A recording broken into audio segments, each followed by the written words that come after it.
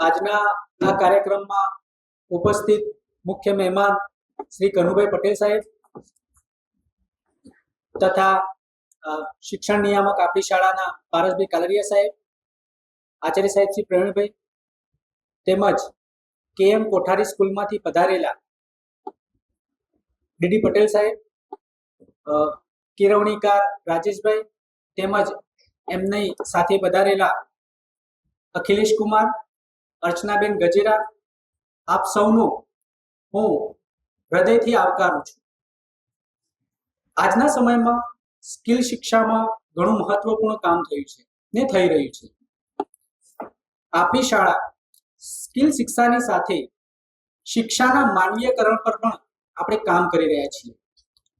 શિક્ષામાં અભ્યાસક્રમની સાથે વિકલ્પ રૂપે શ્રદ્ધેય બાબાજી દ્વારા પ્રસ્તુત મધ્યસ્થ દર્શનને અભ્યાસક્રમમાં સમાવિષ્ટ કરવાના ભાગરૂપે આજે આપણે 6 દિવસીય શિક્ષક તાલીમ કાર્યક્રમનું આયોજન કરેલું છે, જે દર વર્ષે વર્ષમાં 2 વાર રાજેશભાઈ બહુગુણા સાહેબના માર્ગદર્શન હેઠળ યોજાય છે.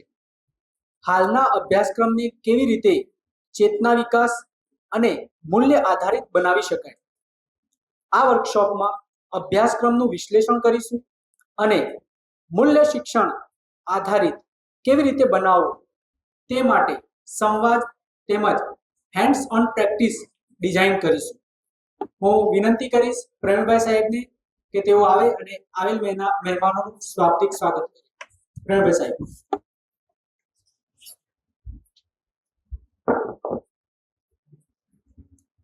સૌને નમસ્કાર. આજથી શરૂ થતી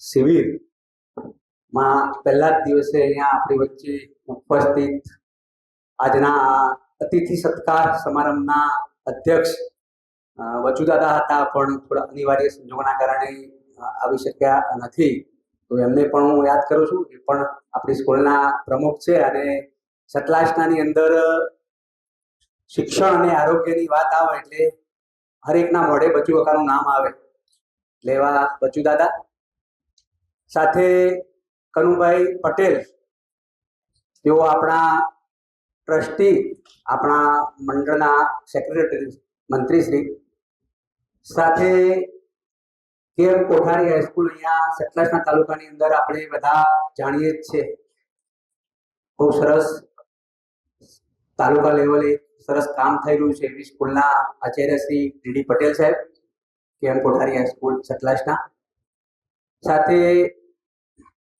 આપણી સ્કૂલના જ આપણા જ પરિવારના આપણા શિક્ષણ નિયામક પારસભાઈ સાહેબ, સરસ મજાની આપણને જગ્યા અહીંયા આગળ 6 દિવસ માટે પ્રોવાઈડ કરી છે એવા આનંદભાઈ સાહેબ, રાજેશ ભૈયા, અખિલેશ ભૈયા અને અર્ચનાબેન, અને આપ સૌ નવદીપ પરિવારના સૌ સાથીઓ, શિક્ષક ભાઈઓ અને બહેનો, બધાનું આ તબક્કે હું હાર્દિક સ્વાગત કરું છું, બધાને આવકારું છું. ધન્યવાદ. આવેલ મહેમાનોનું પુસ્તક આપીને સ્વાગત કરવા માટે હું સૌથી પહેલા આમંત્રિત કરું છું પારસભાઈ સાહેબને કે જેઓ આવેલ મહેમાન કનુભાઈ પટેલ સાહેબને પુસ્તક આપીને એમનું સ્વાગત કરશે. કનુભાઈ પટેલ સાહેબ.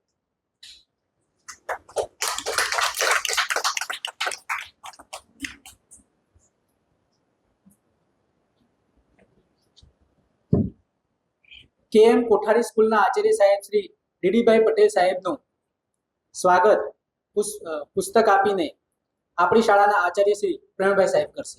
તો પ્રવીણભાઈ સાહેબને વિનંતી કરીશ કે તેઓ પુસ્તક આપીને આવેલ મહેમાનોનું સ્વાગત કરે.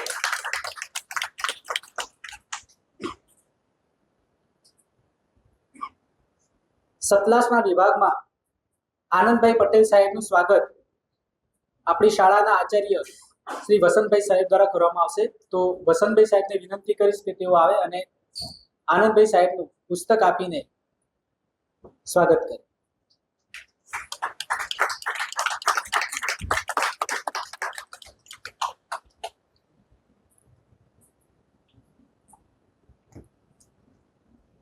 આપણી શાળાના શિક્ષણ નિયામક શ્રી પારસભાઈ સાહેબને હું વિનંતી કરીશ કે તેઓ આજના કાર્યક્રમમાં એમની વાણીનો લાભ આપે.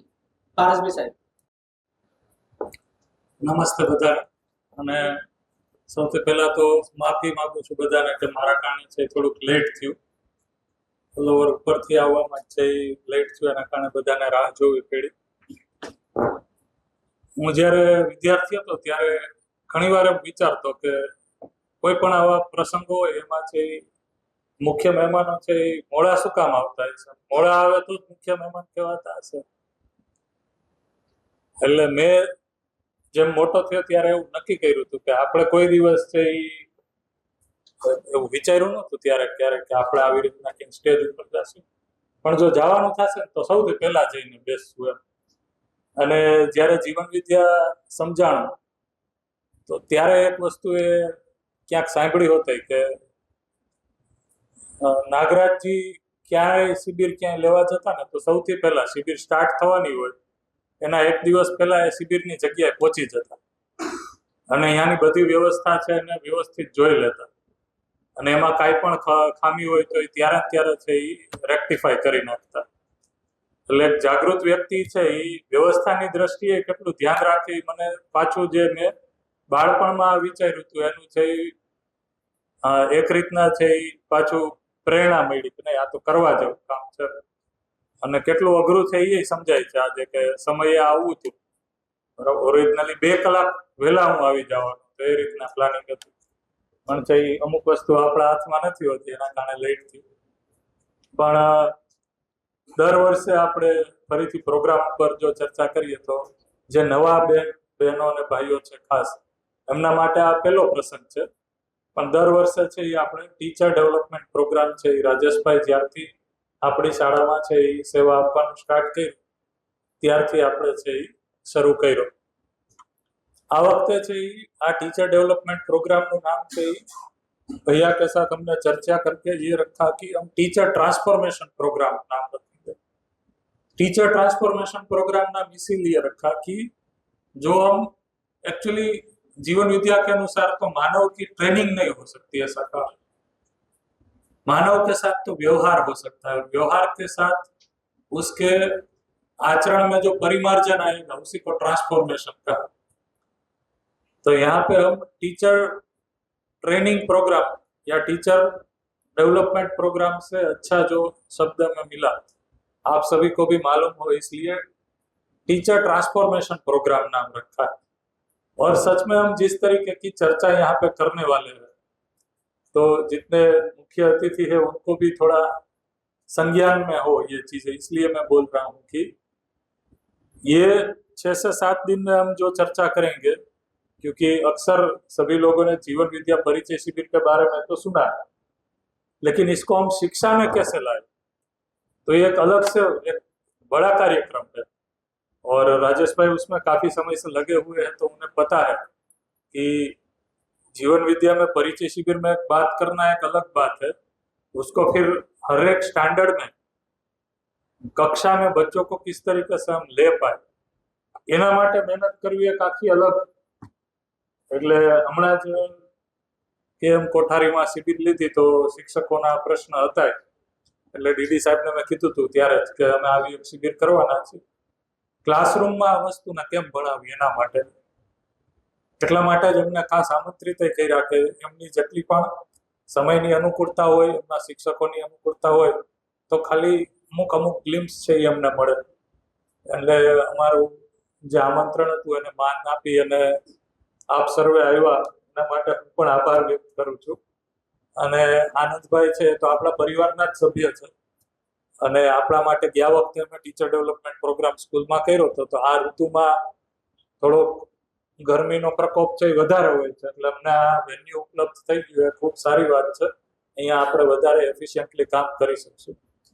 તો આટલી પૂર્વ ભૂમિકા સાથે છે એ તમારા બધાનું અને મુખ્ય મહેમાનો અને રાજેશભાઈ બધાનું છે સ્વાગત કરીએ છીએ. પ્રોગ્રામને આગળ છે એ વધારવા માટે હું ધર્મેન્દ્રભાઈને અનુમોદન કરું છું. સમયને લઈને ખૂબ જ સારી વાત કરી. હવે હું વિનંતી કરીશ આપણી શાળાના મંત્રી શ્રી કનુભાઈ પટેલ સાહેબને કે તેઓ આવે અને એમની વાણીનો લાભ આપે. કનુભાઈ પટેલ સાહેબ.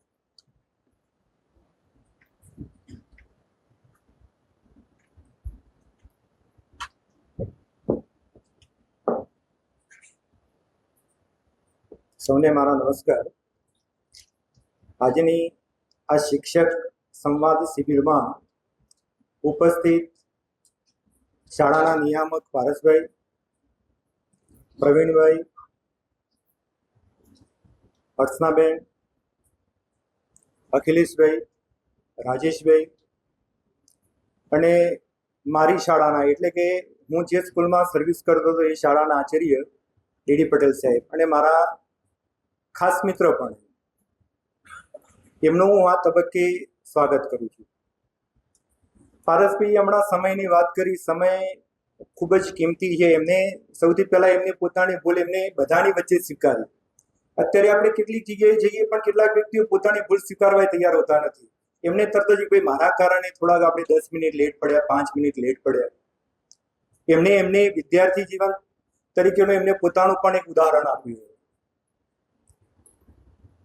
તો આ શિબિરની અંદર ખાસ આપણે આજે તમે બધા શિક્ષક તરીકે તો ચલો સ્કૂલની અંદર આપણે વિદ્યાર્થીઓને ભણાવવાના છીએ, વાત બરાબર, પણ સાથે સાથે જીવન મૂલ્ય લક્ષી જે શિક્ષણનો હેતુ છે તે આપણે વિદ્યાર્થીને શિક્ષક, ડૉક્ટર, એન્જિનિયર કે ગમે તે બનાવી શકવાના છીએ. પરંતુ એક સાચો માનવી એને ક્યારે બનાવી શકીએ? આપણે ઘણી વખત પેપરમાં કેટલીક ઘટનાઓ એવી વાંચીએ છીએ. હમણાં 3 દિવસ પહેલા ભરૂચની અંદર એક બેન કે જે પોતે કેન્સર સર્જન હતા અને એમને સુસાઇડ કર્યું. હવે ખાલી આપણે એ વિચારવાનું છે કે એ પોતે છેક એટલા સુધી 28 વર્ષની ઉંમર સુધી શિક્ષણ મેળવ્યું અને શિક્ષણ મેળવ્યા પછી ક્યાંય કોઈક ને કોઈક જગ્યાએ તો એમનામાં અધિક ક્ષતિ અને એ કારણે એમને આ ઘટના કરી. આવું તો ઘણી બધી બને છે, પરંતુ આવું ના થવું જોઈએ એ હેતુસર આજે તમારામાં પણ કૌશલ્યો, સ્કિલ ડેવલપ આવું ઘણું બધું હશે. બાળકોની અંદર પણ જુદા જુદા પ્રકારના કૌશલ્યો પડેલા હશે. એને આપણે બહાર લાવીએ, આપણે એમને ઓળખીએ. તમારામાં જે છે એટલે આજની જે શિબિરની અંદર શિક્ષક સંવાદમાં તમે તમારામાં અને અહીંયાથી જે રાજેશભાઈ બહુગુણા કે પછી પારસભાઈ કે એમના દ્વારા જે કંઈ આપણને અથવા તમને જે માર્ગદર્શન મળે એનો પૂરેપૂરો ઉપયોગ આપણે આપણા જીવનમાં, આપણા ઘરમાં અને આપણી સ્કૂલમાં, કારણ કે સાથે સાથે દરેક જગ્યાએ, કારણ કે બાળક એ આવનારા દિવસમાં એ ગામનો, રાજ્યનો, દેશનો કે સમાજનો કે સર્વાંગી વિકાસની અંદર હેતુ એ બાળક જ રહેલું. તો એ બાળકના વિકાસની અંદર યોગદાન તમારું પણ એટલું જ રહેવાનું છે. તો એ પાયોના ઘડતરમાં આપણે પોતાનું કેટલું યોગદાન આપી શકીએ એ હેતુસર આ શિબિરની અંદર આપણે બધા સૌ એટલે કે તમે સૌ જોડાયેલા રહેજો. આ પ્રસંગને આધારિત હું સૌને આવકારું છું. જય હિન્દ.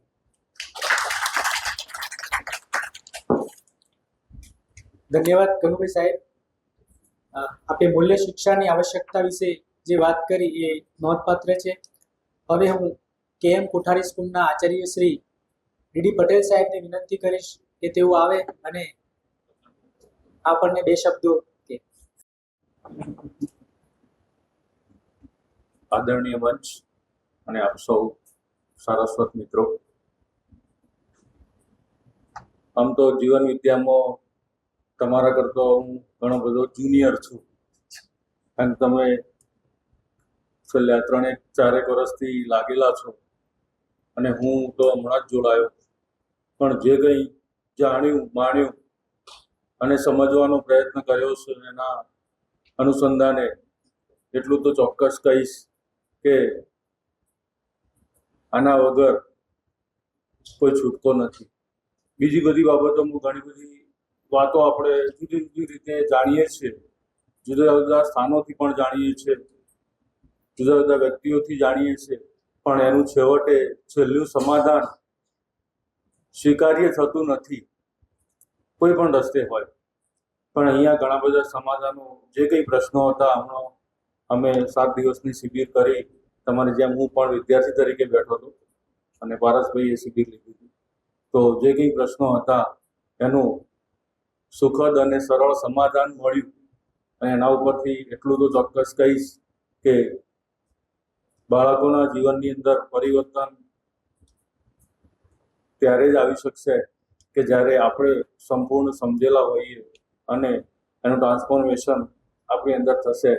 અમે પણ તમારી સાથે જોડાવા માટે તત્પર જ છીએ, પણ પહેલી તબક્કે ધીમે ધીમે એમાં ફેરફાર આવશે અને સૌ સાથે મળી અને સમાજના ઘડતરની અંદર એક ઓગળી ચીધ્યાનું ગુણ લઈએ અને એક નાનકડો પ્રયત્ન કરીએ તો પણ ઘણું બધું છે. તો આ સાથે આ કાર્યક્રમ ખૂબ સફળ થાય અને આપ સૌ આ સમાજ નિર્માણની ભૂમિકામાં એક પ્રારંભ બનો એ માટે સૌને શુભેચ્છાઓ. અસ્તુ. સાહેબ, અમે 7 દિવસીય શિબિરમાં એમની સાથે જ હતા અને જીવન વિદ્યા પરિચય શિબિરને લઈને એમની જે નિષ્ઠા હતી એ અમારા માટે પણ પ્રેરણારૂપ હતી. આપ સૌ પધારેલ મહેમાનોને આભાર. હવે આપણે આ કાર્યક્રમ ટીચર ટ્રાન્સફોર્મેશન પ્રોગ્રામની શરૂઆત કરવા જઈ રહ્યા છીએ. તો ધન્યવાદ બધાનો. આભાર. Thank you. તમાरे लैपटॉप की जरूरत, आपको लैपटॉप की जरूरत रहेगी तो आप सेट की है ना? हाँ, एक्चुअली भैया जो है वो जो हमारा शेड्यूल है उस अनुसार मूल्य शिक्षा की आवश्यकता क्या है और क्यों, उसके ऊपर चर्चा करने वाले हैं. और उसके बाद जो मेरा सेशन है उसमें नागराज जी ने जो पाठ्यक्रम प्रस्तावित किया है वो पाठ्यक्रम पूरा कक्षा 1 से लेकर कक्षा 14वीं तक का पाठ्यक्रम है. और તમે જે હમણાં અત્યારે વાત કરી કે ચાહના તો આપણા બધાની અંદર છે કે બાળક છે એ ઘરમાં, પરિવારમાં અને સમાજમાં એક શ્રેષ્ઠ નાગરિક બને, પણ એની તબક્કાવાર સ્પષ્ટતા અને શિક્ષક છે એ ક્યાં આચરણ સાથે હોય એનું પાઠ્યક્રમમાં છે બહુ સરસ અને સટીક વર્ણન આપ્યું છે. મેં તો આ પાઠ્યક્રમને અવારનવાર અત્યાર સુધીમાં વાંચ્યો છે, પણ એના પછી હમણાં કારણ કે બધી તૈયારી કરવાની હતી, બધા લોકોને પ્રસ્તુત કરવાનો હતો, એટલે પ્રસ્તુત કરવાના ભાગરૂપે ફરીથી મારે ઝીણવટપૂર્વક જોવાનું થયું અને અમુક વસ્તુ ઉપર એટલું સટીક ધ્યાન ગયું મારું કે બહુ સરસ સાયકોલોજીનો સ્ટડી કરી અને નાગરાજજીએ છે એ વાતો મૂકી છે. તો બપોર પછીના સેશનમાં છે લગભગ પાઠ્યક્રમ ઉપર ચર્ચા થશે, પણ એક સિમ્પલ, તમે લોકો બધા છો ત્યાર પછી તમારી એબિલિટી કેટલી છે મને ખ્યાલ નથી એટલે હું વાત કરી દઉં કે નાગરાજજીએ પાઠ્યક્રમમાં શરૂઆતમાં ઉંમર પ્રમાણે એવું લખ્યું છે કે 3 વર્ષનું બાળક હોય ને ત્યાં સુધી એ અનુસરણ ફેઝમાં હોય. એટલે અનુસરણ ફેઝ એટલે શું? તો કે જે સંસ્કાર આપણે એને રોપિત કરવા છે એ સંસ્કાર પૂર્વક છે એ શિક્ષકે અને માતા પિતાએ, આમ તો માતા પિતાએ જીવવાનું છે. એકચ્યુઅલી ઓરિજિનલી ભણવાની વર્ષની ઉંમર છે એ લગભગ આપણે બધા તો છે એ 6 વર્ષના થયા પછી ધોરણ 1 થી ભણવા શીખ્યા. 6 વર્ષ એટલે 6 વર્ષ પછી શિક્ષક છે એ બાળકના રોલમાં, બાળકના જીવનમાં આવતું. પણ આજકાલ તો છે એ 3 વર્ષ પછી ભણવા મૂકી દે છે, 4 વર્ષ પછી. એટલા માટે છે એ શિક્ષકનો રોલ છે એમાં 3 વર્ષ પછી સંસ્કાર રોપણમાં નાખ્યો.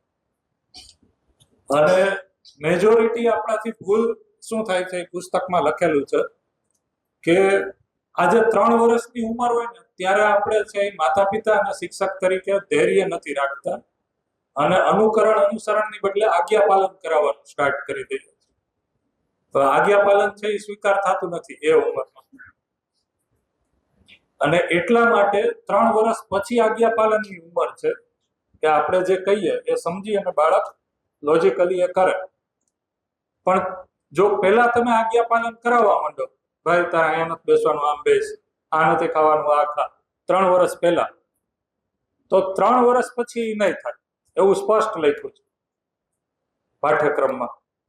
અને આ જ વસ્તુ છે એ લગભગ મેં તો પેરેન્ટ્સ તરીકે અને શિક્ષણ સંસ્થાનમાં જોયું કે આપણે ભોગવીએ છીએ કે 3 વર્ષ પહેલા આપણે છે એ બાળકને આપણે જેમ કહીએ એમ આપણે બોલીએ ને એ કરવા માંડે એવું આપણે ઈચ્છીએ છીએ. એકચ્યુઅલી ત્યારે બોલીને નહીં કરે, આપણે જીવીને કરાવવું પડશે. એના ઉપર ચર્ચા કરી છે. જો 3 વર્ષમાં આ થઈ ગયું તો 3 વર્ષ પછી બાળક તમે જે કહેશો એ કરવા માટે તૈયાર થઈ જશે. આટલી સિમ્પલ ભૂલ શિક્ષણ વ્યવસ્થામાં અને માતા પિતા દ્વારા પેરેન્ટિંગમાં આજ સુધી થઈ છે. મેજોરિટી, અમુક પરિવારોમાં આપલા જ છે, પણ આજ સુધી થઈ છે. એના કારણે શિક્ષણ સંસ્થાનમાં બાળક આવે ત્યારે આપણે જે સંસ્કારોનું રોપણ કરવું છે એ થઈ શકતું નથી. આ વખતે હું જ્યારે પાઠ્યક્રમ વાંચતો હતો ત્યારે મને સમજાયું. એટલે આટલી રસપ્રદ ચર્ચાઓ કક્ષા વાઇઝ ધોરણ પ્રમાણે કઈ વસ્તુ યોગ્ય છે આપવી અને ત્યારે એ આપી દો તો એ આજીવન બનેલી રહે, એના ઉપર ચર્ચાઓ પાઠ્યક્રમમાં આપેલી છે. અને શિક્ષક એને કઈ રીતના ડિલિવર કરશે એ પણ આપેલું છે. બીજું આ કૃતજ્ઞતા, માતા પિતા વિશે કૃતજ્ઞતા અને શિક્ષક વિશે બાળકને ગ્રેટિટ્યુડનો ભાવ નથી રહેતો. એ કોમન ફરિયાદ છે. જેમ મોટું બાળક થતું જાય એમ મોટા ધોરણમાં જે શિક્ષક ભણાવતા હોય એ કહે છે કે આજકાલના છોકરાઓને પહેલા જેવી રિસ્પેક્ટ રહી નથી એમ શિક્ષકની. માતા પિતા આ ફરિયાદ કરે છે. તો એના ઉપર સરસ ચર્ચા પાઠ્યક્રમની અંદર આપેલી છે. અને આની ઉપર જે જગ્યાએ કામ થયું છે, જેમ કે રાયપુર અભિભાવક વિદ્યાલય છે, હમણાં જ આપણે જીજીએસ સ્કૂલ વિસનગરમાં સ્ટાર્ટ કરી ત્યાં છે, પ્રેરણા વિદ્યાલય છે, ઓલ ઓવર ઇન્ડિયામાં છે, ઘણી બધી સ્કૂલ છે જ્યાં આની ઉપર કામ થયું છે. તો ત્યાં એના રિઝલ્ટ એટલા ઉત્સાહજનક મળ્યા છે. અને જે આ સમગ્ર માનવ જાતિની પ્યાસ છે, ફરિયાદ છે કે આ પૂરું નથી થતું જોવા મળ્યું છે. એટલે આપણે બધા લોકો શિક્ષકોએ આપણે આજે આટલા દિવસ છે એ ભેગા થયા છે એમાં આની ઉપર ચર્ચા કરવાના છીએ. એટલે તમને તો આમાંથી ઘણી બધી વસ્તુ ખ્યાલ જ છે, પણ ખાસ કરીને મુખ્ય મહેમાનો છે એમને કદાચ એમની સમયની અનુકૂળતા કેટલી હોય, મારી તો અપેક્ષા છે કે પાઠ્યક્રમને વ્યવસ્થિત એ લોકો એકવાર સાંભળે. બરોબર, તો એટલા માટે થોડી ક્લીન સ્વરૂપે આ વાત નીતિ. આગળની ચર્ચા છે એ પાઠ્યક્રમ જે છે ચેતના વિકાસ મૂલ્ય શિક્ષાવાળો પાઠ્યક્રમ શું કામ, એના ઉપર રાજેશભાઈ છે એ પ્રસ્તુતિ કરશે. તો હું એમને આવકારું છું. રાજેશભાઈએ છે એ આ ફિલ્ડમાં ઘણું બધું કામ કર્યું છે. આપણી શાળામાં છે એ છેલ્લા 2 વખતથી આ ટીચર ટ્રેનિંગ પ્રોગ્રામમાં છે એ કામ કરી જ રહ્યા છે. તો આ વખતે એ પહેલા સેશનમાં કે મૂલ્ય શિક્ષણની જરૂરિયાત શા માટે એના ઉપર છે એ ચર્ચા કરશે. તો એમની ભાષા છે એ હિન્દી છે, પણ આપણે બધા લોકો તો એનાથી પરિચિત છીએ. તો ભૈયા તમારું સ્વાગત કરું છું. આપ આવો અને આગળ છે એ સભાને સંચાલિત કરો.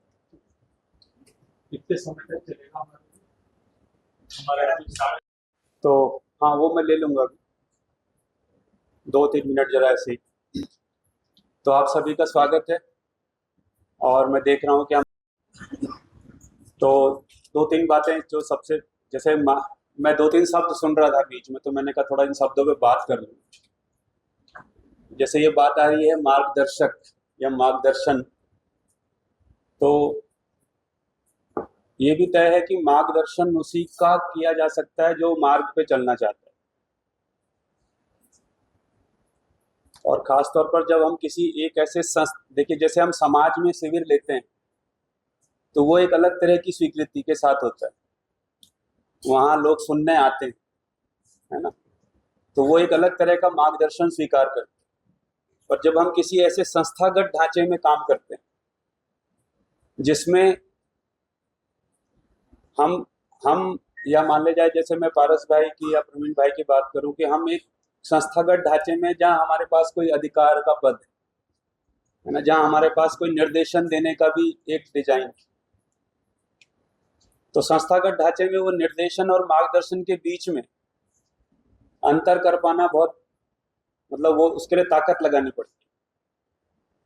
तो ये ताकत आपको लगानी पड़ेगी, है ना, वो ऐसा नहीं, और वो डिफरेंशिएट करना ही होगा कि कब निर्देश आ रहे हैं और कब मार्गदर्शन आ रहे हैं। और क्योंकि इस संस्थागत ढांचे में दोनों ही होता है, जबकि जीवन विद्या परिचय शिविरों में निर्देश नहीं होता है, लेकिन संस्थागत ढांचे में कभी कभी वो भी आता है। जैसे हमारे यहाँ टाइम से आना, टाइम बैठना, एक तो ये बात है ना।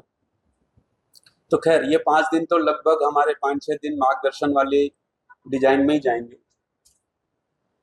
लेकिन फिर भी जीवन विद्या परिचय शिविर में क्या होता है कि आप लोग आते हो, और क्योंकि हमारी क्या है ना, आदमी है, उसकी मानसिकता में बहुत सारे of and on end of के स्विच होते हैं।